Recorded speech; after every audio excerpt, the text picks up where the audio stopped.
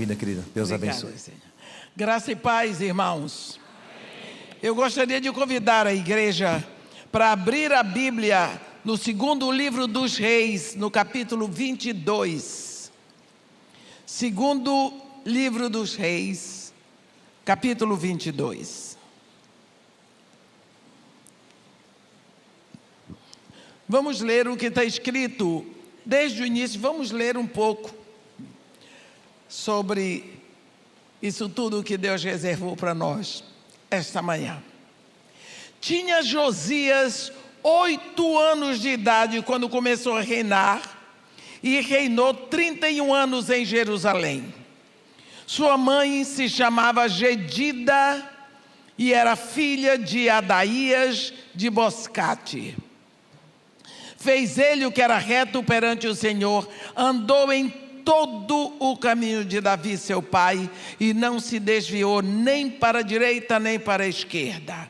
No 18º ano do seu reinado, o rei Josias mandou o escrivão Safã, filho de Azalias, filho de Mesulão, à casa do Senhor, dizendo: sobe a Ilquias, o sumo sacerdote, para que conte o dinheiro que se trouxe à casa do Senhor, o qual os guardas da porta juntaram do povo. Que o dei nas mãos dos que dirigem a obra e tenha a seu cargo a casa do Senhor, para que paguem aqueles que fazem obra que há na casa do Senhor, para repararem os estragos da casa, aos carpinteiros, aos edificadores e aos pedreiros, e comprem madeira e pedras lavradas para repararem os estragos da casa. Porém não se pediu conta do dinheiro que se lhes entregara nas mãos, porque procediam com fidelidade. Ilquias, então disse o sumo sacerdote Ilquias ao escrivão Safã: achei o livro da lei na casa do Senhor.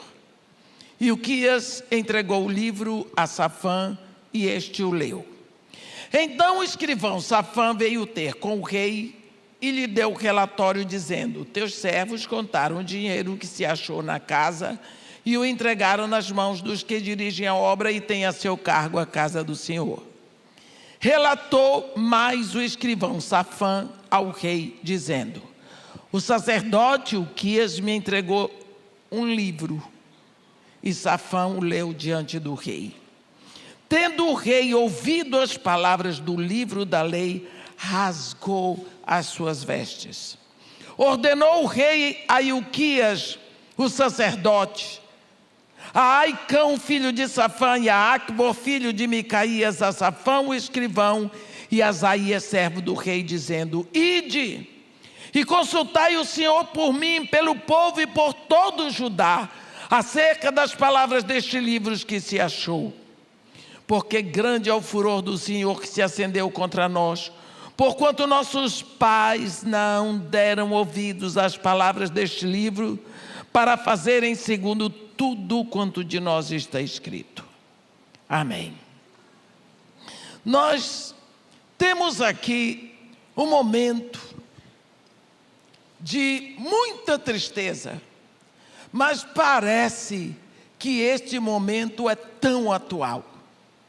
Nós vemos que antes de Josias, nós só vemos assim, Amon, que era o pai dele, que desagradou a Deus, Manassés, que também não andou nos caminhos do Senhor. Agora, quando chega a vez de Josias, 8 anos começa a reinar, 18 anos depois, então ele se interessa, afinal de contas, pelos estragos da casa do Senhor, o que significa muito claro para nós que existia um estrago visível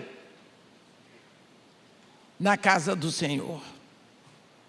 Bem, a casa do Senhor, o templo, ainda era um templo, ainda tinha sumo sacerdote, ainda existiam sacerdotes auxiliares, ainda havia um escrivão, mas ela tinha estragos que podiam ser visíveis. Mas e dentro? O que tinha dentro da casa do Senhor? Eu vou pedir a você que está com a Bíblia na mão, para você olhar no capítulo 23, você vai ficar apavorada, meu irmão. Você vai ficar apavorado para você ver o que tinha dentro do templo. Capítulo 23, versículo 4. Então o rei ordenou ao sumo sacerdote Ilquias e aos sacerdotes da segunda ordem e aos guardas da porta que tirassem do templo do Senhor todos os utensílios que se tinham feito para Baal e para o poste ídolo e para todo o exército dos céus. Hein? O que tinha dentro do templo? Utensílios que foram feitos para Satanás. Satanás, sim, Baal, que tem vários nomes, que se traveste de serpente. Satanás sendo adorado dentro do templo do Senhor, no lugar que foi construído para a adoração do Senhor, para reunir o povo do Senhor. Lá dentro, Satanás, poste ídolo, todo o exército dos céus estava sendo adorado. No versículo 5, olha aí, também destruiu os sacerdotes que os reis de Judá estabeleceram para incensarem sobre os altos nas cidades de Judá e ao redor de Jerusalém, como também os que incensavam a Baal, ao sol e à lua e aos mais planetas e a todo o exército dos céus. Versículo 7, também derrubou as casas da prostituição cultual que estavam na casa do Senhor, onde as mulheres teciam tendas para o poste ídolo. Se você quiser ver mais ainda, no versículo 11, também tirou os cavalos que os reis de Judá tinham dedicado ao sol, à entrada da casa do Senhor. Então, quando nós vemos isso tudo, se nós não tivéssemos a Bíblia para ler, acharíamos que isso é impossível. É impossível se chegar a uma degradação dessa. Como que o povo chegou a esse ponto? O livro da lei estava perdido. Ninguém lia. Também ninguém buscou. Também ninguém fez questão, porque o livro não fazia falta. É incrível como o livro da palavra de Deus fica perdido dentro do templo fechado, no meio dos escombros. O sumo sacerdote nunca procurou por ele. Os sacerdotes nunca procuraram por ele. E porque o povo não aprendia, e porque a liderança espiritual não queria ouvir o que estava escrito ali, não queria ler, então a adoração ao império das trevas, a idolatria entrou e ocupou o espaço que era para Deus. Templo arruinado. Lá fora era templo, aqui dentro era macumbaria, dentro do templo de Deus. Vamos falar um pouquinho sobre isso. Quando Deus criou todas as coisas, A Bíblia diz assim: e Deus viu que era tudo muito bom, e só porque era muito bom, agora sim, façamos o homem à nossa imagem e semelhança. E Deus, que criou tudo pela sua palavra, agora Ele dá a palavra: façamos o homem à nossa imagem e semelhança. Ele se curva para o chão, toma o pó que Ele criou e traz para aquele barro o que Ele já tinha criado, que estava guardado na sua mente por toda a eternidade. E enfim, Ele sopra, Ele traz o seu interior para o interior do homem. Ele traz o seu calor à sua vida. Ele se conecta ao homem pelo sopro. Ali está o homem. Nós sabemos que em seguida Ele criou a mulher, deu uma ordem, e Deus, que havia plantado um jardim lindo para ser a casa daquele primeiro casal. A Bíblia diz que Deus vinha todos os dias, pela viração do dia, para estar com Adão e Eva. Olha que encontro lindo. Não havia liturgia, era só intimidade. Aquele casal se deleitava na presença de Deus. E quando Deus ia embora, a vida deles era uma contínua expectativa pelo próximo encontro. Um dia, Deus chegou lá, não tinha ninguém esperando por ele. E Deus chamou: Adão, Adão, onde estás? E Adão, lá de trás das árvores, disse: ouvi a tua voz no jardim, mas porque estava nu, tive medo e me escondi. O que foi que aconteceu? Ontem, o homem tinha todo o deleito, todo o prazer de estar na presença de Deus. Hoje ele diz: a tua presença me causa medo, a tua presença para mim é uma ameaça. Uma das coisas que a Bíblia nos diz é que quando o homem pecou, o homem comeu do fruto que Deus lhe ordenara não comesse, ele viu que estava nu.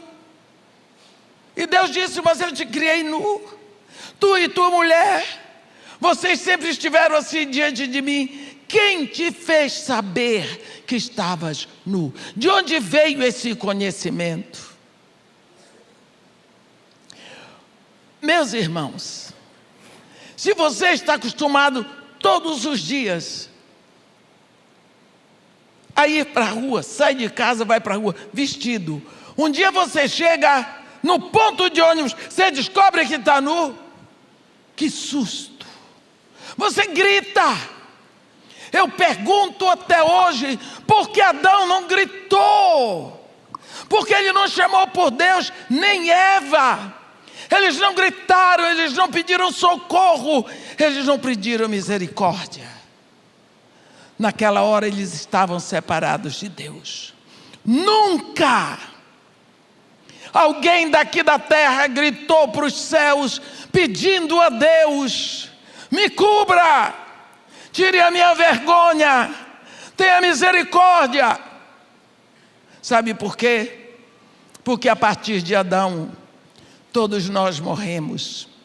Ninguém podia dar o grito da dor da separação. Eu nunca me senti infeliz por estar separada de Deus. Eu não senti a dor da separação. A Bíblia diz: em pecado me concebeu minha mãe. Então eu já nasci morta espiritual. Como que eu ia sentir a separação de Deus? Faltou esse grito.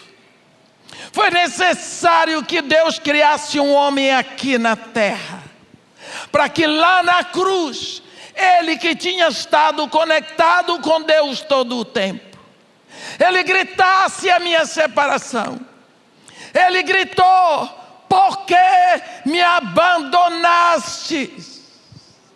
Eli, Eli, lama sabachthani. Por quê? Foi preciso que um homem gritasse na terra, o segundo Adão, Jesus, gritasse a Deus pela separação. E então Deus estende a sua mão, a sua destra de misericórdia, para vencer a separação. Antes que isso acontecesse, Deus, a Bíblia diz em Jó: bem sei que tudo podes e que nenhum dos teus planos será frustrado. Deus ali, Ele promete, Ele diz, Ele dá para eles a promessa da redenção. Ele diz: eu vou resgatar. Quando houve o primeiro pecado no céu, Deus nunca estendeu a mão para redimir anjos, caíram, viraram demônios. Mas agora que o homem cai lá no Éden, Deus diz: eu porei inimizade entre a tua descendência e o seu descendente. Ele te ferirá o calcanhar, mulher, mas o teu descendente lhe esmagará a cabeça, o domínio, o governo, o poder. Bem, Deus agora ficou sem habitação com o homem, porque não tem mais conexão. Deus é luz, nele não há treva alguma, diz em 1 de João 1, no versículo 5. E o homem virou trevas, pecado, morte. Primeira vez, quando Deus tira o homem do Egito,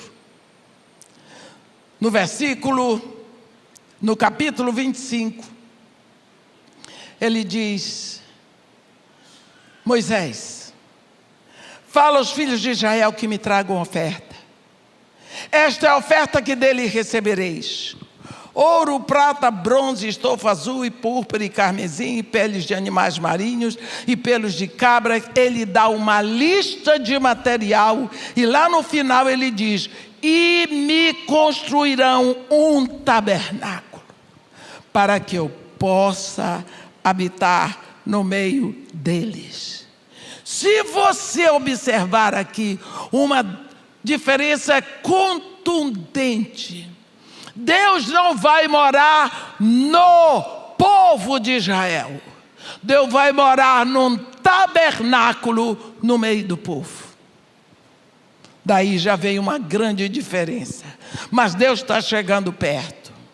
E aquele tabernáculo caminhou com eles e por último até hoje está lá em Shiló, na descida de Efraim para Jerusalém.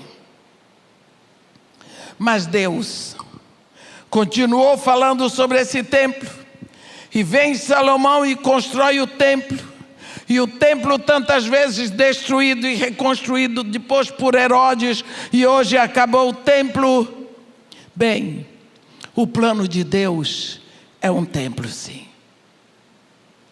mas o templo que Deus quer é cada um de nós. Deus planeja isso, porque Deus quer a intimidade. Deus gosta da intimidade. Primeiro você vê, quando Adão peca, Adão não busca a Deus, Adão não grita por Deus, mas Deus vem atrás.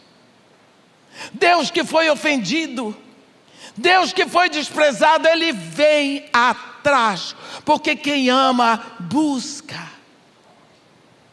Lá no capítulo 15 de João, Jesus explica isso da seguinte maneira. Ele diz para seus discípulos: ei, não fostes vós quem me escolhestes a mim. Não, não, não, não, não, não. Pelo contrário, eu vos escolhi a vós e vos designei para que vades e deis fruto, e o vosso fruto permaneça, para que tudo que pedirdes ao Pai em meu nome, Ele vos conceda. Fui eu que escolhi. Vocês são resultados da minha escolha. Eu vim primeiro, eu vim atrás, Ele vem atrás. Todo mundo perdido, Ele vem atrás, Ele vem buscar. A redenção é isso. Ele entrega um filho único que Ele tem, o filho para ter muitos. Ele vem como unigênito, Ele volta como primogênito, porque Deus tem um plano, e o plano se chama templo. Nós temos aqui no tempo de Uzias um templo em ruínas. A Bíblia diz que o templo precisava de reparos, porque tinha estragos. E dentro daquele templo era adorado Baal, poste ídolo, planetas, estrelas, satélites, toda uma criação que estava debaixo de maldição, adorado, porque o livro da palavra de Deus estava perdido lá dentro, e o sumo sacerdote por acaso encontrou. E quando ele encontra esse livro da lei, que é lido pelo rei, o rei rasgou suas vestes, porque viu o pecado da sua nação, porque viu que a palavra de Deus não estava sendo pregada, não estava sendo seguida, porque viu que aquela lei já não ocupava mais um espaço na vida das pessoas. E nós sabemos o que foi que aconteceu. Porque falta da palavra. Naquela época, Deus já tinha trazido a lei. Eles precisavam de cumprir, ou buscar cumprir. Mas como cumprir, se o livro da lei estava fechado? Ele existia, sim, dentro do templo, sim, mas aonde? Ninguém buscava, ninguém sentia falta. E quando a lei de Deus, a palavra de Deus, não ocupa lugar na minha vida, na sua vida, com certeza o império das trevas assume o lugar. Quando nós pensamos, por que hoje nós temos um momento na nossa vida, na história da igreja, que a igreja parece tão absolutamente amorfa ou indiferente. Quando Jesus Cristo escreve as cartas para as igrejas da Ásia Menor, a última delas, Laodiceia, é a igreja balofa, a igreja indiferente, a noiva que não está nem aí para o noivo. O noivo está do lado de fora batendo, ela nem ouve. Ele ainda diz, se ouvir a minha voz e me convidar, porque pode ser que ouça e não convide. O que está acontecendo com a igreja hoje? Eu digo que está acontecendo o que estava acontecendo na época de Josias. Cada um de nós hoje é um templo, porque nós fomos feitos templos, morada, habitação do Espírito Santo.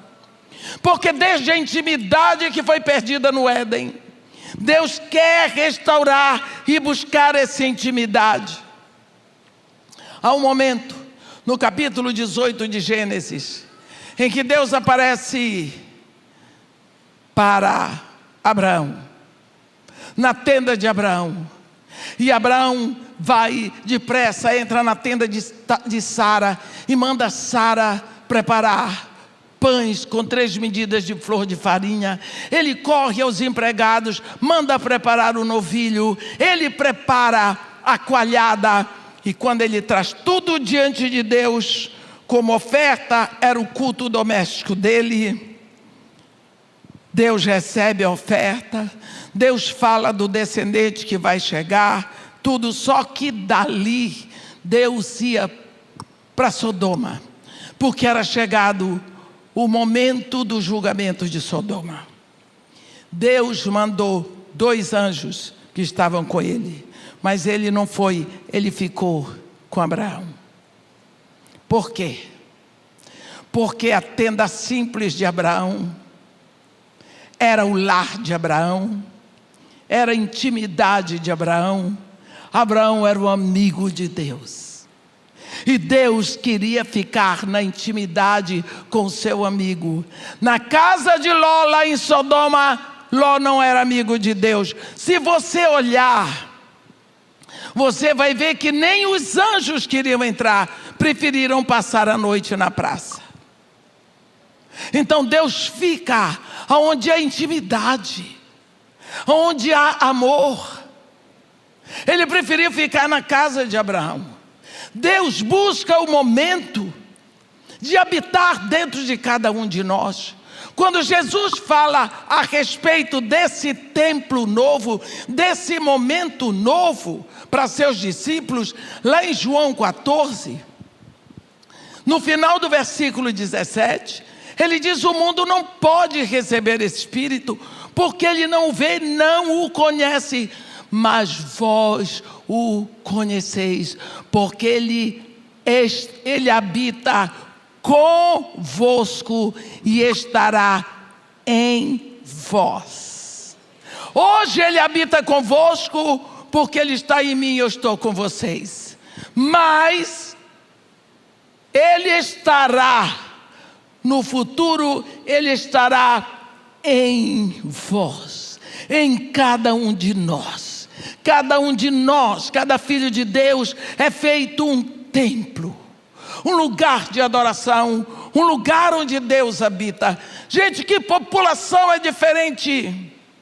Essa população que começa aqui na terra, no dia de Pentecostes, uma raça nova, uma nação santa, um povo com cidadania do céu, um povo filhos de Deus na terra, templos, habitação do Espírito.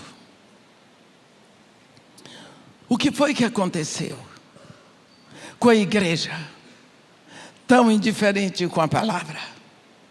Quando a palavra não assume lugar preponderante na nossa vida, o templo fica em ruínas, e lá dentro vira uma macumbaria, um lugar de idolatria, porque nós fomos feitos para adorar, e se nós não estamos adorando ao Deus que é digno de toda adoração, nós vamos adorar ao mar, ao dique do Tororó, vamos adorar o sol, vamos adorar estrelas, vamos adorar nosso dinheiro ou a nós mesmos. É idolatria. Vamos ver uma coisa. Nós sempre perguntamos: o que será que está acontecendo? Que hoje as pessoas não têm mais aquele frisson. As pessoas dizem isso para mim, aquele frisson, aquele gosto pela palavra de Deus. As pessoas não estão mais queimando de fogo por Jesus Cristo. Eu disse: eu sei o que é. Vamos fazer o seguinte: olhe bem para mim. Não é só porque eu sou bonita, não, mas é porque eu quero que você lembre de uma coisa. Lá no início da narrativa do primeiro livro da Bíblia, Gênesis, está escrito assim: no princípio criou Deus os céus e a terra. A terra. A terra, porém, era sem forma, vazia. Havia trevas sobre a superfície do abismo e o Espírito de Deus pairava sobre a superfície das águas. E você diz assim, o que? Eu digo, é isso que está escrito, pode ler.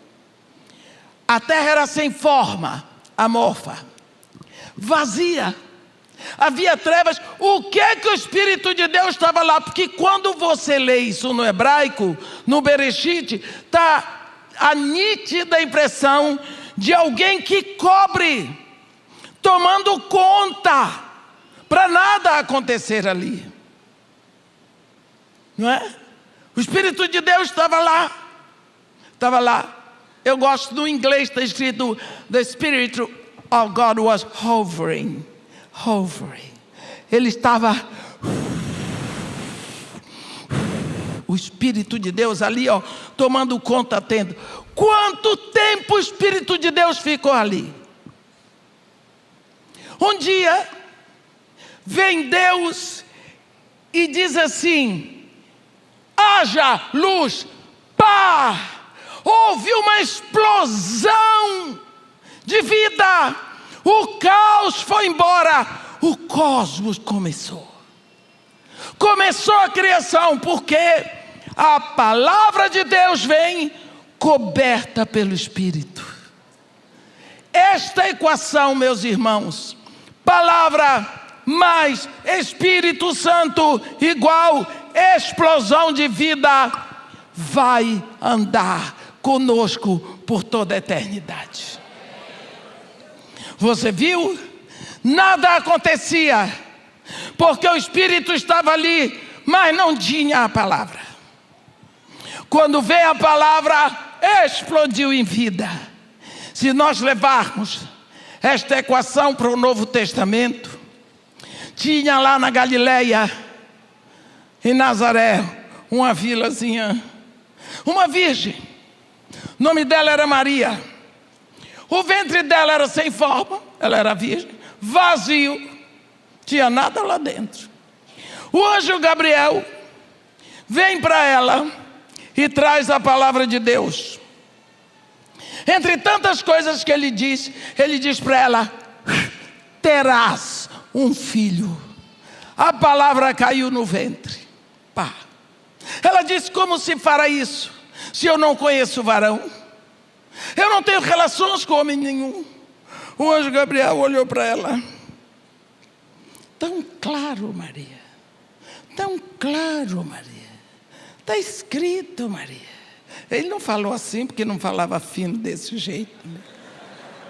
Ele deu para ela a solução. A palavra caiu no teu ventre.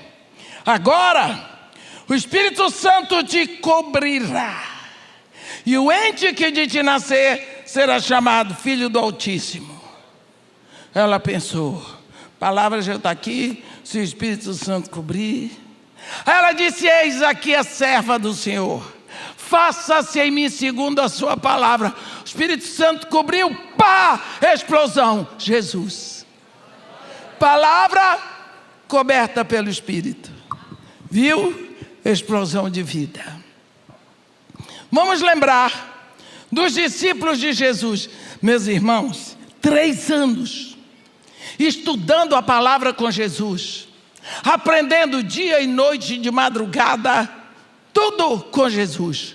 Você pensa o que é estudar a palavra de Deus com o próprio Deus? Porque Jesus Cristo é Deus visível, é Deus palpável, é Deus possível. Ele diz lá em João 14, Filipe, quem vê a mim, vê o Pai.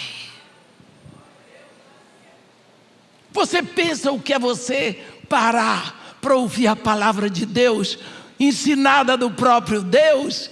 Esses discípulos ficaram 3 anos. Eles ficaram cheios da palavra. Palavra, palavra. Você viu Pedrão? No dia de Pentecostes, citou Joel de cor. O que está acontecendo aqui ao que foi dito pelo profeta Joel. E acontecerá nos últimos dias que derramarei do meu espírito sobre toda a carne. Vossos filhos e filhas profetizarão. Vossos jovens terão visões. Sonharão os vossos velhos. Também sobre os meus servos e as minhas servas derramarei do meu espírito. Pedro, ele não disse assim: João, vê aí onde está um livro do profeta Joel. Sabia de cor. Por quê? Ele não aprendeu isso pescando na escola com Jesus. Eles estavam, quando Jesus subiu, aqueles homens estavam encharcados da palavra de Deus. Não prestaram para nada. Eram confusos, brigões. Um vendeu o mestre, o outro cortou a orelha de Malco, soldado do sumo sacerdote. Que vergonha. Aí Jesus, quando ele ressuscita, ele aparece. A última vez que o povo tinha visto Jesus foi na sexta-feira, todo lenhado lá na cruz, morto. Domingo, Jesus assim aparece. Ele não entrou pela porta, nem pela janela, nem caiu do teto. Pá, apareceu assim. Shalom. Pensa o povo. Shalom. Aí ele diz uma coisa que eu nunca parei de me emocionar quando eu vejo isso. Ele diz: toda a autoridade me foi dada nos céus e na terra. Você sabe o que é isso? O Salmo 115, versículo 16 diz assim: os céus são os céus do Senhor, mas a terra deu-a ele aos filhos dos homens. Os céus são de Deus, a terra é do homem. Jesus Cristo ressuscita e diz: toda a autoridade me foi dada nos céus. Eu sou Deus e na terra eu sou homem. Pá. Ninguém grita, ninguém grita de alegria. A alegria deles nos céus e na terra. Aí ele diz: ide, fazei discípulos de todas as nações. E em seguida ele diz assim: permanecei na cidade. Senhor Jesus, é para ir ou é para permanecer na cidade? Porque o Senhor está dizendo para ir, daqui a pouco manda permanecer. Ele diz: não, permanecei na cidade, até que do alto sejais revestidos de poder. Como vai ser isso, Jesus? Recebereis poder quando vier sobre vós o Espírito Santo. Então sereis meus testemunhas em Jerusalém, em toda a Judéia e Samaria, até os confins da terra. O que Jesus estava dizendo para eles? Vocês têm que esperar, porque vocês têm toda a palavra. Mas essa palavra precisa ser coberta pelo Espírito para ver a explosão, não é? E vocês ainda não têm o Espírito. Então vocês vão permanecer na cidade até que vocês sejam revestidos de poder. Jesus os levou para Betânia, e de lá no monte, enquanto ele dava as últimas recomendações, eles observaram que Jesus estava sendo descolado da terra, estava subindo. Ficaram ali, nós sabemos que eles desceram, foram para Jerusalém. A Bíblia diz que eles foram se fechar dentro de uma sala, com medo dos judeus. Aqueles homens estavam encharcados da palavra de Deus, com medo. Sabe o que estava acontecendo lá fora? Uma das festas de Deus. Às vezes nós implicamos com as festas, porque o povo começou a dizer que aquilo era festa de judeu, que aquelas festas são festas de Israel. Meus irmãos, Deus diz que as festas são dele.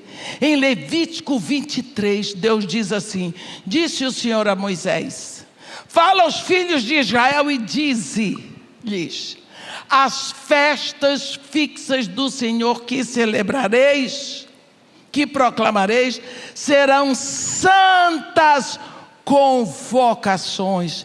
São estas as minhas festas: Páscoa, pães asmos, primícias, Pentecostes, trombetas, expiação e tabernáculos. São festas de Deus. Não é carnaval de Israel, não. Quem quiser que faça suas confusões.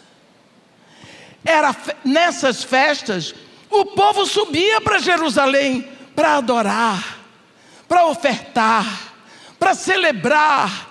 Era a santa convocação do Senhor no templo. Então, quando Jesus sobe, faltavam 10 dias para a festa de Pentecostes, o povo estava fluindo, judeu, religiosos, prosélitos, de todos os cantos da terra. Jerusalém estava igual Salvador em época de carnaval, assim, ó, apinhado.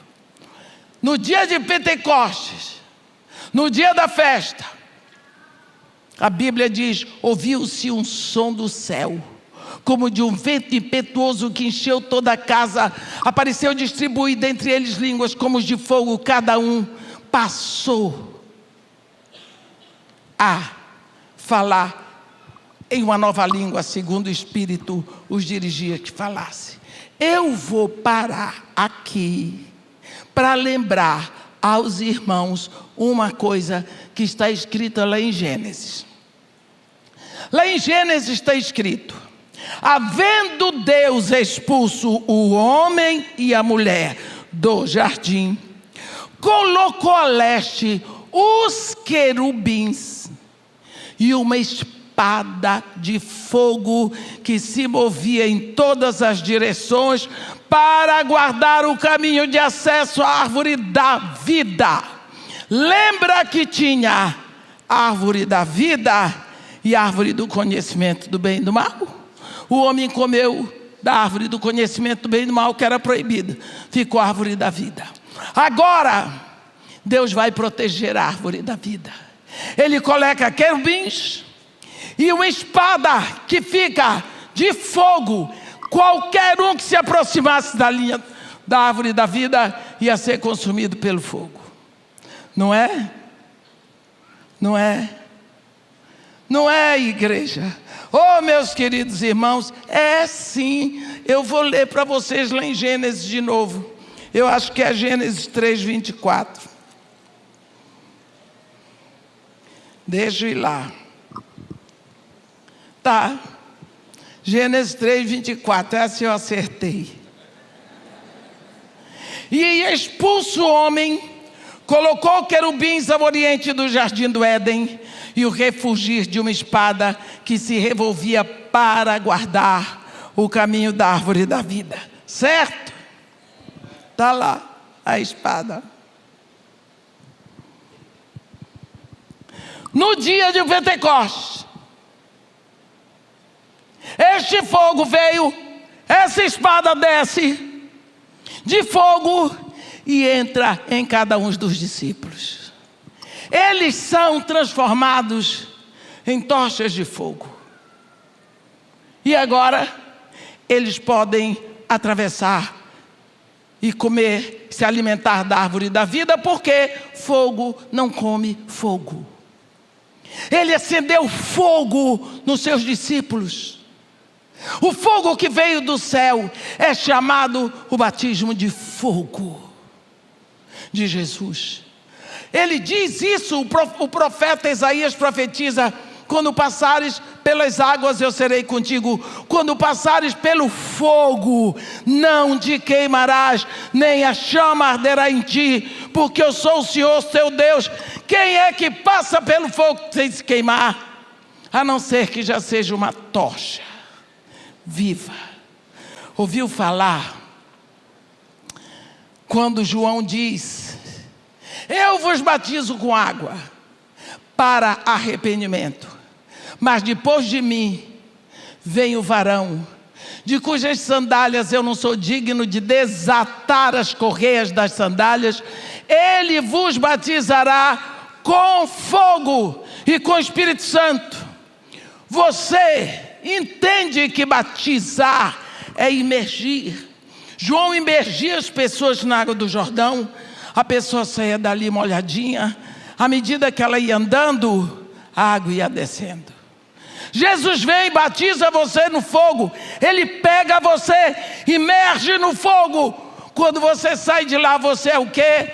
Uma tocha, apontando para cima. Por quê?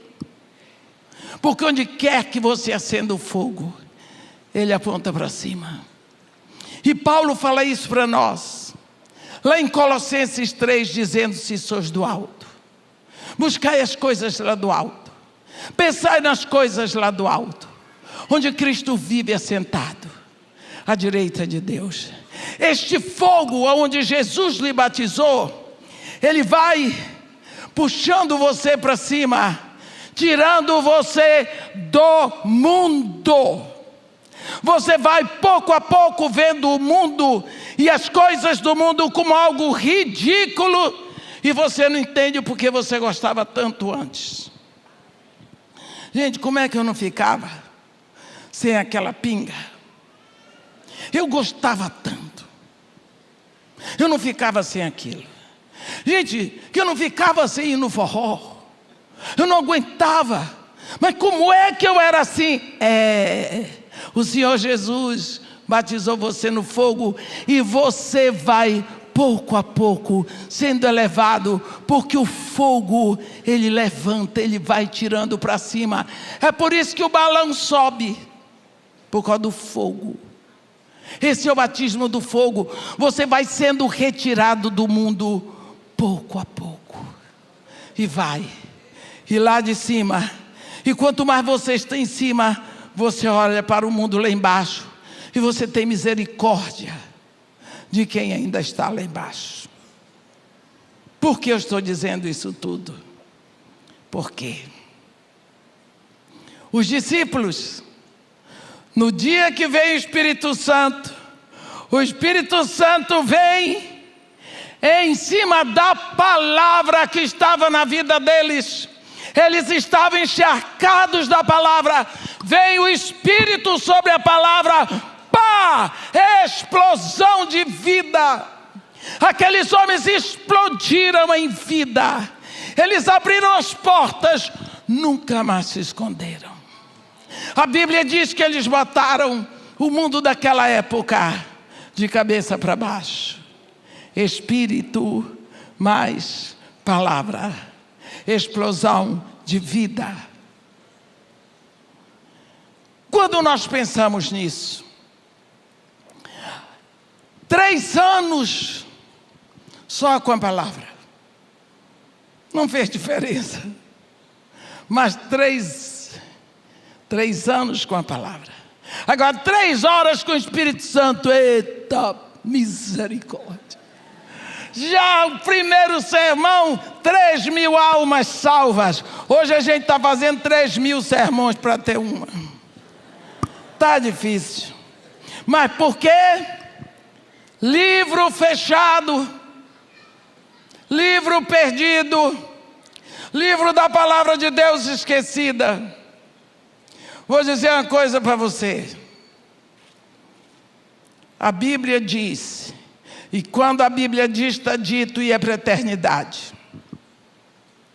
Pelas tuas palavras serás salvo, pelas tuas palavras serás condenado, porque a vida e a morte estão no poder da língua.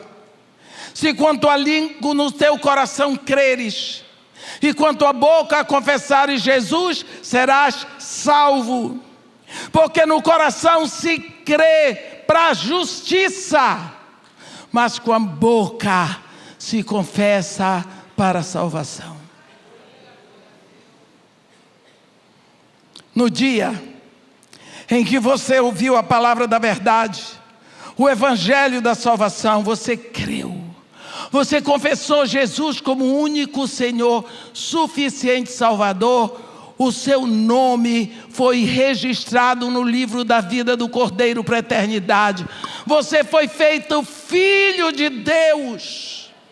O Espírito Santo vem fazer morada em você, porque ele vem selar a propriedade que Jesus deixou, comprada e totalmente paga.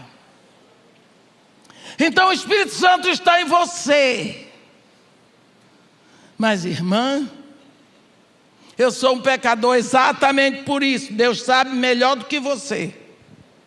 Um senhor me disse: irmã, não é possível que o Espírito Santo habite em mim. A senhora não sabe, eu tenho pensamentos horrorosos, desejos horrorosos. Eu disse: é.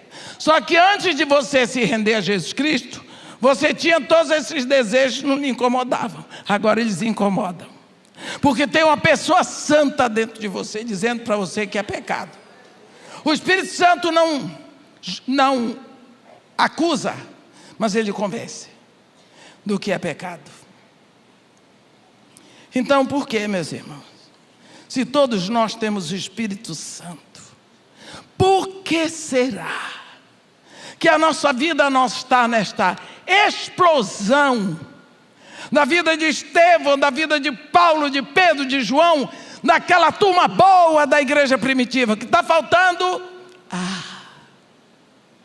Nós temos o Espírito. O que está faltando? Palavra. É o ingrediente que junto com o Espírito dá a explosão. Como está o livro da palavra na sua vida? Você é um templo. A tua palavra escondi, para não pecar contra ti. Salmo 119, 113, é o único que eu sei. Como está? Este livro será que está esquecido? Será que esta palavra está fechada? No tempo de Josias, o livro estava lá, mas ninguém abria. Até esqueceram. Um dia vem o sumo sacerdote Ilquias: achei este livro. Dá vontade de pegar o sumo sacerdote, sacudir: ô meu chapa, precisava o quê para você chegar a esse ponto? E você? Onde está escrito o livro da palavra? Nesse templo que é você. Será que este livro está fechado? Porque se não está dando combustão com o Espírito, ele está fechado. Porque a palavra de Deus nunca erra.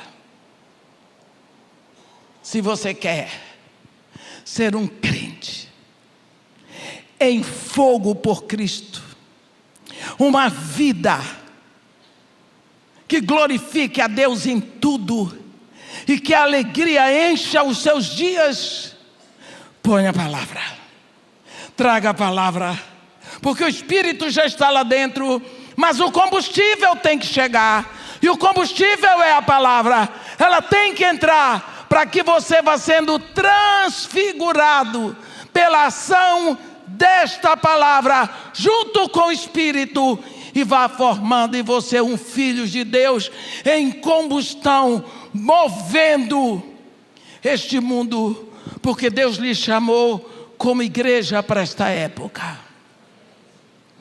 Tudo de errado que estava acontecendo no tempo de Josias era porque o livro não estava sendo livro. Tinha livro, tinha, mas foi esquecido lá. Tinha templo, tinha sacerdócio, tinha. A única coisa que não tinha era a leitura do livro. E por causa disso, tudo se deteriorou. Se você tiver um tempo depois do almoço, para a sobremesa, leia. Segunda de Reis 22 em diante, para você ver o que foi que aconteceu nessas vidas, pelo fato de terem um livro, mas de não abri-lo. Quem sabe, sua Bíblia está fechada.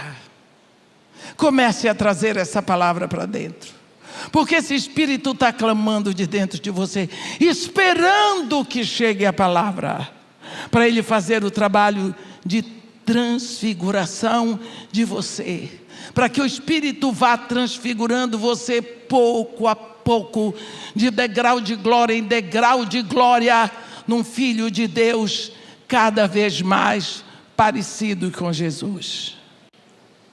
Amém? Que Deus nos abençoe e nos guarde, que faça resplandecer seu rosto sobre nós, tenha misericórdia de todos nós. Amém.